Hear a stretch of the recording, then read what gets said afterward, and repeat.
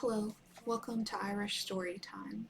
My name is Joe, and today I want to read to you Óengus's Dream, translated by Morgan Daimler. Óengus was sleeping when he saw a desirable thing. He saw something, the girl appearing to him while he was in bed, and she the most desirable in Ireland. Óengus went to seize her hand to take her to him in his bed. Then he saw nothing. He jumped up from surprise. He did not know what she has flown from.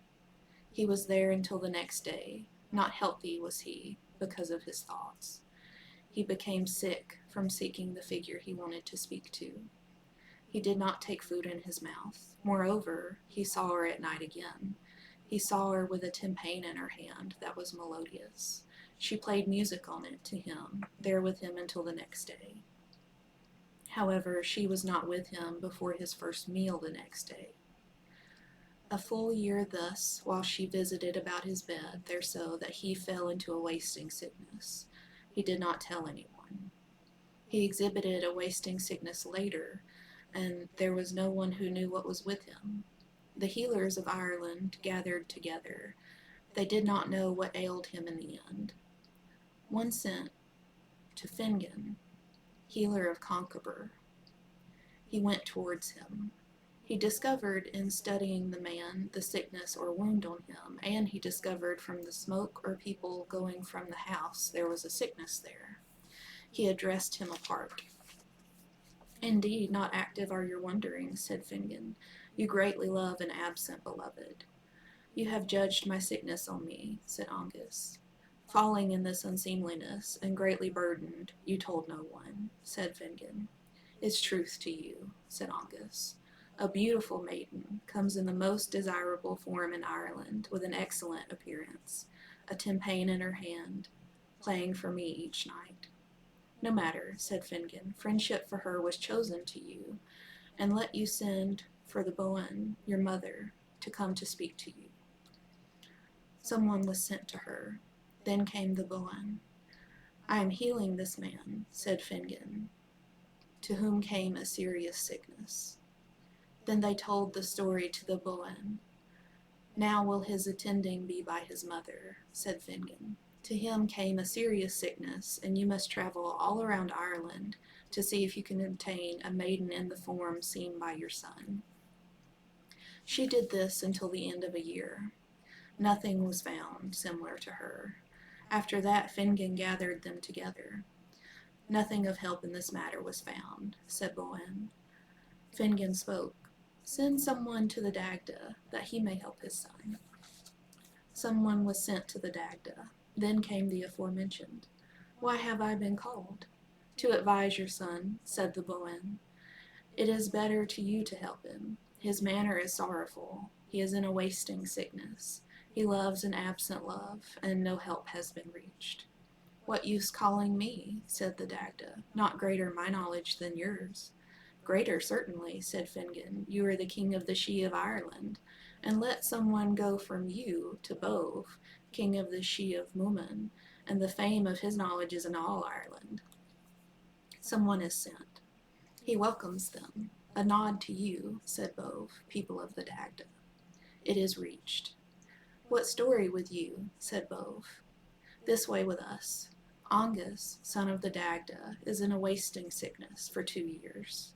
How is this? Said Bove. He saw a maiden in his sleep.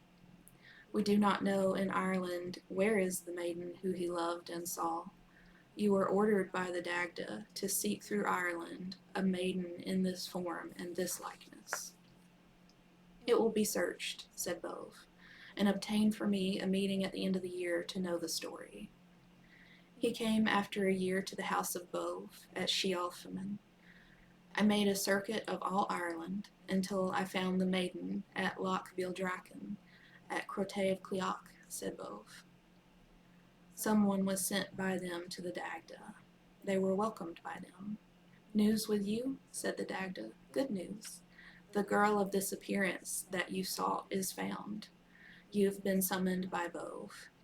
Bring out Óengus with us to see if he recognizes the maiden when he sees her. Óengus was carried in a chariot until he was at Shealfaman. A great feast was for them with the king at the head. He was welcomed. They were 3 days and 3 nights at the feast. Come out of it then, said Bove, to see if you recognize the maiden when you see her. Who you may recognize, no power have I to give her to you, except you may see her only. They came later until they were at the loch. They saw there girls of marriageable age in 3 groups of 50. They saw the maiden among them. The girls didn't reach only as far as her shoulders. A silver chain was between each 2 girls, a silver collar around her throat itself, and a chain of gold shining on her. And there spoke Bove, do you recognize the maiden yonder? I recognize her certainly, said Óengus. I have no more power for you, said Bove, a great measure. That is no matter, said Óengus. Indeed, because it is she I saw, I have no power to bring her forth on the journey. Who is the maiden, O Bove? Said Óengus. I know certainly, said Bove, Care Ibermith, daughter of Ithal Ambuel from She-Uaman in the district of Connacht. Óengus and his people departed then to the region. He brought Bove with him to speak to the Dagda and the Boen at Brumacanoch. He told his story to them, relating to them her form between shape and appearance as they had seen, and told her name and her father's name and her grandfather. Not fortunate to us, said the Dagda. No control have we over your gloom. There is some good to you, O Dagda, said Bove. Go to Ailill and Maeve, because the maiden is near them in their region. The Dagda goes, so he is in the land of Connacht, 3 20s of chariots in his company. Welcome was given to them by the king and queen. They were a complete week, drinking and feasting, after that there with them. Why have you come, said the king. There is a maiden in your country, said the Dagda, and my son has loved her, and been in a sickness. We have come hence to find out if you can give her to our son. Who, said Ailill, the daughter of Ithal Ambuel. The power is not with us, said Ailill and Maeve. If we were able to, we would obtain her for him. It is best to call the king of the Sidhe to you, said the Dagda. Ailill's steward goes to him. A command to you from Ailill and Maeve to go and speak with them. I will not go, he says. I will not give my daughter to the Dagda's son. Notice was given to Ailill of this. Not great his arrival, he knows why he was commanded. No matter, said Ailill. He will go, and the heads of his warriors will be brought with him. Then arose Ailill's household and the people of the Dagda to go to the Sidhe. They laid waste to the entire Sidhe. They carried off 3 20s of heads out of it, and the king with them to Cruachan in captivity. Afterward, Ailill said to Ithal and Bual, give your daughter to the Dagda's son. I have not the power, said he. Her power is greater than mine. What power is with her? Said Ailill. Not hard. She is in the form of a bird each other year, in the 2nd year in the form of a person. What year is she in the form of a bird? Said Ailill. She will not be betrayed by me, said her father. Your head from you, said Ailill, unless you tell us. I will no longer hold it with me, he said. I will tell, he said. You are diligently engaged in seeking her. The Samhain near this, she will be in the form of a bird at Loch Bildrachen. You will see special birds with her there, and there will be 3 50s of swans about her, and I have feasting preparations with me for them. No matter to me then, said the Dagda, because you know her essence, you can fulfill this. Later, a friendship was made by them, that is, Ailill and Ithal and the Dagda, and a surety was given to Ithal. The Dagda took his leave of them. The Dagda went to his house and related the story to his son.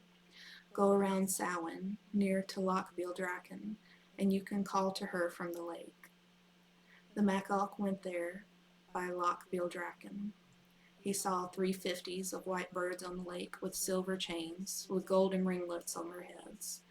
Óengus was in the form of a person by the edge of the lake. He called the maiden towards him. Come and speak to me, O Care.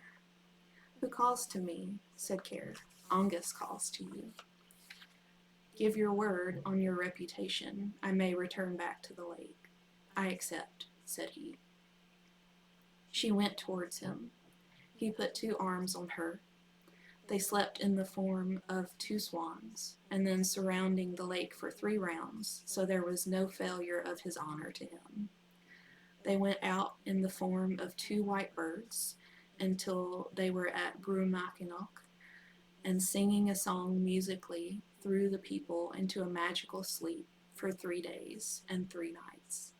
The maiden abided with him there afterwards.